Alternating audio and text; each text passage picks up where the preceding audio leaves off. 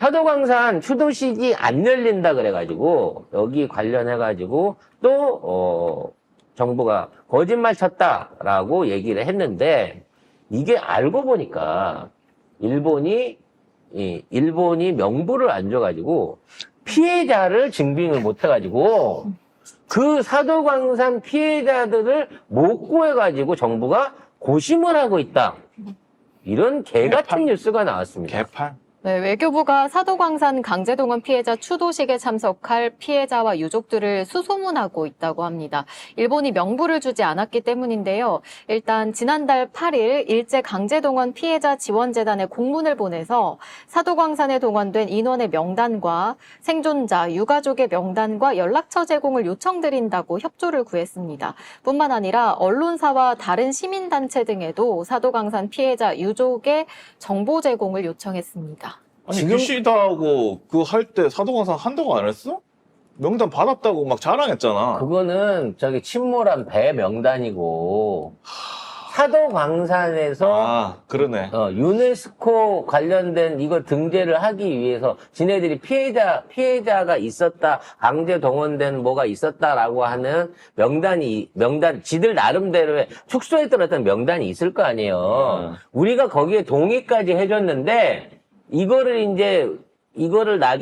추도식을 하는 거를 형식적으로 국제사회에 보여줘야 되는 상황에서 추도식에 참석할 한국 사람들을 유족들을 보내주세요라고 하면서 그 명단은 정작 일본 정부에서 받지를 못했다는 거야. 일본 정부가 뭐라고 하냐면, 명부가 미쓰비시 기업이 가지고 있는 거라 가지고, 미쓰비시 동의 없이는, 어렵다는 게 일본 측 입장이라, 라면서 조태열 외교부 장관이 얘기를 했습니다.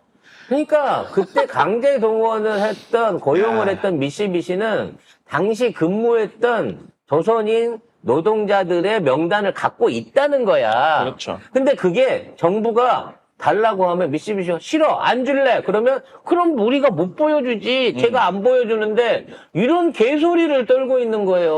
그럼 우리는 완전히 당한 거네, 또. 또 당했네. 미쓰비시가 강제 동원을 한 것 자체가 국제적인 범죄야. 그리고 거기에 대한 당연한 배상 책임과 거기에 대한 사과가 필요한 사안이야.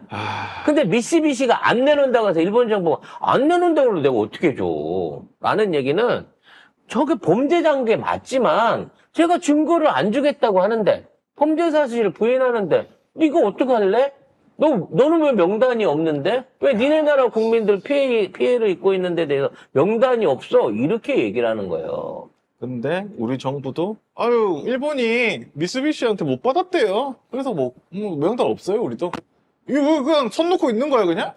지금까지 사도광산에서 수천 명의 우리 선조들이 피해를 받았고 거기에서 강제 노역을 당했고 거기에 대한 사과를 하라 그러면서 우리가 등재를 반대해 왔는데 정작 정부 내부적으로는 그러한 피해자들에 대한 구체적인 명단이라든지 관리조차가 아예 없었다는 거야, 이 나라 안에서. 그럼 외교부는 뭘 협상을 한 거야, 도대체? 뭘 협상을 해가지고 이거 사도광산을 유네스코에 올리는 걸, 아니 거기에 뭐 한국인들을 위한 뭐 그런 것도 없다며. 오히려 더 한국인들 비하하는 것만 거기 쓰여 있고, 추도식 갈 피해자 명단도 모르는데 누가 가요? 어떻게 이걸? 그래서 추도식이라고 하니, 그러니까 추도식 자체를 우리가 거부를 해버리면 우리는 니네 추념을 받지 않는다는 끝나는 건데, 자, 이 정부는 그 추도식에 참여함으로 인해 가지고 일본의 체면을 세워주고 싶은 거야. 일본이 이런 추도식이라는 걸 통해 갖고 과거를 반성하는 듯한 또는 사과하는 듯한 액션을 취했고 우리의 유족들 피해자들이 가갖고 참석함으로써 위안을 받았다. 사과를 받았다라는 그림을 연출하기 위해서 일본 정부는 야, 유족들 좀 데리고 와. 빠뜨리지 말고 라고 요구를 했을 거예요. 근데 정작 데리고 오라 그러면서 명단은 안 준 거야, 명단은. 그래서 우리 정부가 이 피해자를 찾아 헤매고 있다. 그러니까 그 피해자 다른 와. 단체나 징용단체나 이런 쪽에 혹시 그 계신 분들 중에 사도광산서 일했었던 분은 없을까요? 이러고 댕기면서 찾아댕긴다는 거지. 그래서 외교부가 지금 일본 시다발이 하고 있는 거야, 지금. 시답을? 너무 굴욕적이잖아. 이게 무슨 야, 시답? 우리가 지금 이번에 추도식이라고 뭔가 꾸릴 건데, 니네 쪽에서도, 유족들 몇 명 참석시켜.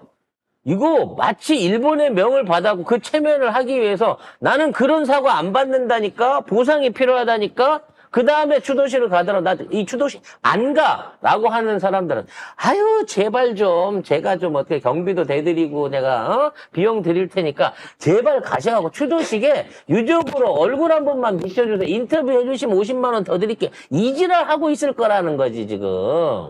와, 포도나무님께서 이러다가 유족 알바 받는 거 아니야? 그러네. 이제 조만간 김건희랑 뚝방촌에서 도배당했던 그 할머니가 갑자기 유족 내지는 후손이 돼가지고 거기 대리로 참가하는 거 아닌가 싶은 생각 들어요. 그 박근혜 올 때 그 안아줬던 그 할머니처럼. 그렇지. 아. 박근혜가 어디 나타나기만 하면 같이 나타났던 맨날 의상과 분장을 바꿨으나 얼굴이 똑같이 생겨서 서프라이즈에 들켜버렸던 그 할머니 같은 사람이 존재할 것 같은 느낌이 드는 거예요.